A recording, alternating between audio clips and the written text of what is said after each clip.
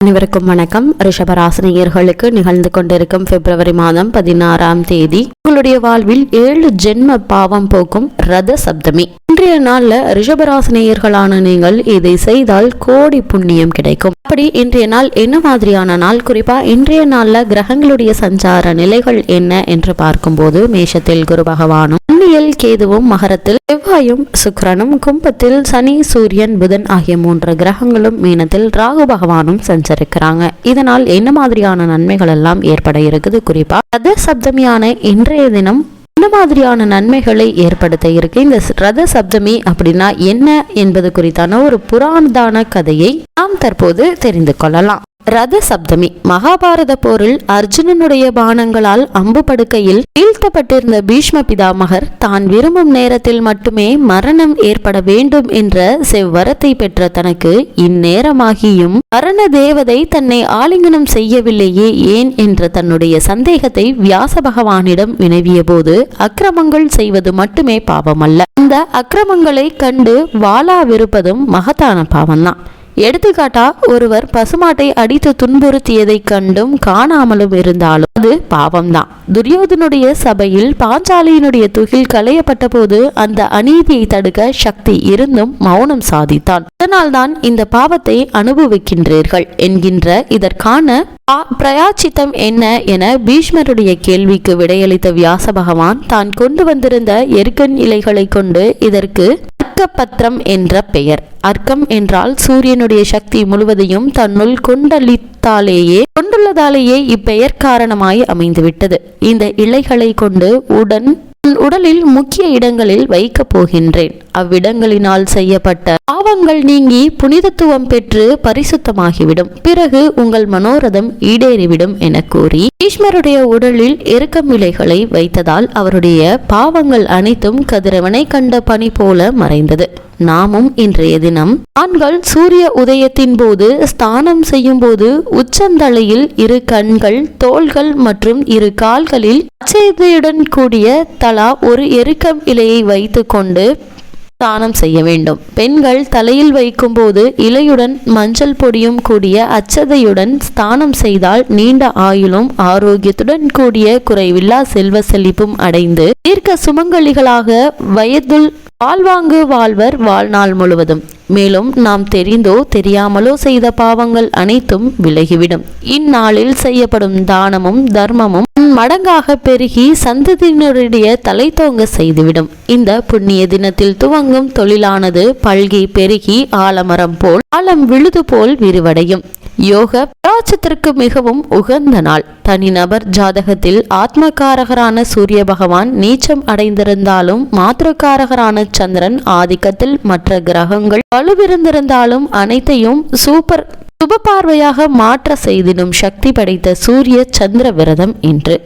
ஜாதகத்தில் உள்ள தோஷங்கள் அனைத்தும் தீயினர் தூஷாகும். ஜாதகத்தில் பித்ருக்காரரும் லக்னத்திற்கு அதிபதியும் ஒருவரின் வீர தீர பராக்கிரமம், செல்வாக்கு, சுய கௌரவம், கடமை, கண்ணியம், கட்டுப்பாடு, சரீர சுகம், கண்களில் காந்தமென கவரும் ஒளி, தேஜஸை அருளுபவரும், ராவணன யுத்தத்தில் சூரிய பகவானை நோக்கி ஆதித்ய ஹிருதய ஸ்லோகத்தை துதித்ததினாலேயே ராவணனை சுலபமாக வென்றார். காயத்ரி மகா மந்திரத்திற்கு இணையானதோர் மந்திரமில்லை என்பது மூதோர் வாக்கு. அம்மந்திரத்திற்கு அதிபதியும் மகாபாரத எச்ச பிரசனத்தில் பஞ்ச பாண்டவர்களுடைய நால்வர் மாண்டுவிட யட்சன் யுதிஷ்டனிடம் பல கேள்விகளை தொடுத்தான். அவற்றிற்கு சரியாக பதிலளித்தால் 4 சகோதரர்களையும் உயிர்ப்பிப்பதாகவும் கூற, அந்த கேள்விகளுக்குள் முதன்மையானதாகிய தன்னந்தனியாக சகல திக்குகளிலும் சஞ்சரிப்பவர் யார், ஒரே இடத்தில் வியாபித்து நிலை பெற்றிருப்பவரும் யார் என்ற கேள்விக்கு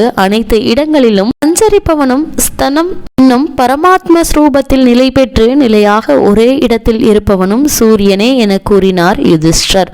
அத்துணை பெருமை வாய்ந்த சூரிய பகவான் ஒருவருடைய ஜனன ஜாதகத்தில் பலம் பெற்றிருந்தால் சுகபோக ராஜயோக ராஜாங்க வாழ்வு வாழ்ந்திடுவார். எல்லா பாவங்களையும் அழித்திடுபவராகிய சூரிய பகவானுடைய ஜெயந்தி இன்றைய தினம். 3 நெய் தீபங்கள் ஏற்றி செந்தாமரை செவ்வரளி கொண்டு பூஜித்தால் ஜாதகங்களில் சூரிய பகவானுடைய சுப பார்வையும் வீரியமும் அதிகரிக்கும், தோஷங்கள் விலகும். மேலும் இன்று கார்த்திகை விரதமும் கூட.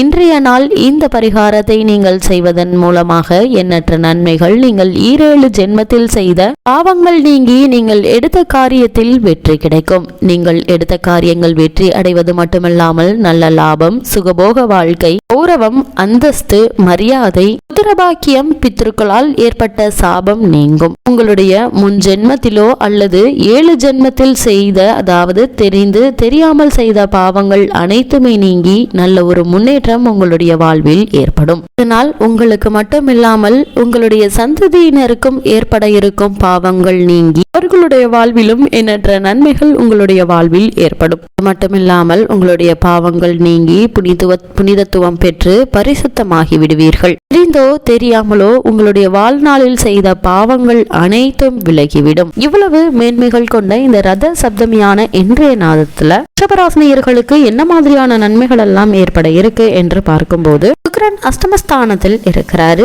செவ்வாய் பாக்கியஸ்தானத்தில் தன குடும்ப அதிபதி புதனுடன் இணைந்திருக்கிறார். இதனால் இந்த காலகட்டங்கள்ல கோயில், குளம் முதலியவற்றிற்கு செல்லும் வாய்ப்பு உங்களுக்கு ஏற்பட இருக்குதுங்க. குடும்பத்தில் அமைதி, ஒற்றுமை நிலவக்கூடிய ஒரு தருணமாகவும் இத்தருணம் அமைஞ்சிருக்குது. அஷ்டம செவ்வாயால் ஏற்பட்ட ஆரோக்கிய குறைவுகள் நீங்கி ஆரோக்கியத்தில் நல்ல ஒரு அபிவிருத்தி ஏற்பட இருக்குதுங்க. 10ஆம் இடத்தில் சனி இருப்பதால தொழில்துறை நன்றாக இருக்குங்க. உழைப்பு உற்சாகத்தை தரும் விதமா அமைஞ்சிருக்குது. லாபஸ்தானத்தில் உள்ள ராகு உங்களுடைய எண்ணங்களை பூர்த்தி அடைய செய்ய இருக்கிறாரு. உறவினர்களுடைய வருகையால் வீட்டில் மகிழ்ச்சி உண்டாகக்கூடிய ஒரு காலகட்டமா இந்த காலகட்டம் அமைஞ்சிருக்குதுங்க. குறிப்பா இன்றைய நாள்ல தொழில், உத்தியோகம் சம்பந்தமான முயற்சிகளை நீங்கள் மேற்கொள்ளும் போது எண்ணற்ற நன்மைகள் உங்களுடைய வாழ்வில் ஏற்பட இருக்குதுங்க. அது மட்டும் இல்லாம சுபகாரிய முயற்சிகள், தொழில் மற்றும் வியாபார ரீதியான நிதி நிறுவனங்களுடைய ஒத்துழைப்போ அல்லது அரசாங்க ஆதரவையோ நீங்கள் மேற்கொண்டு அதற்கான முயற்சிகளை இன்றைய நாள்ல நீங்கள் மேற்கொள்ளும் போது எண்ணற்ற நன்மைகள் உங்களுடைய வாழ்வில் ஏற்பட இருக்குது. மிக அதிக உழைப்பினால் சோர்வு உண்டாகி பல விஷயங்களை நிறுத்தி வைத்த நிலையில இன்றைய நாள் அந்த முயற்சிகளை நீங்கள் மீண்டும் மேற்கொள்ளும் போது முன்னேற்றம் ஏற்பட இருக்குதுங்க. விரயத்தில் குரு இருப்பதால் செலவுகளை பார்த்து செய்ய வேண்டுங்க. ஒரு முறைக்கு 2 முறை சிந்தித்து செயல்படுவது நல்லது. இளைஞர்களுக்கு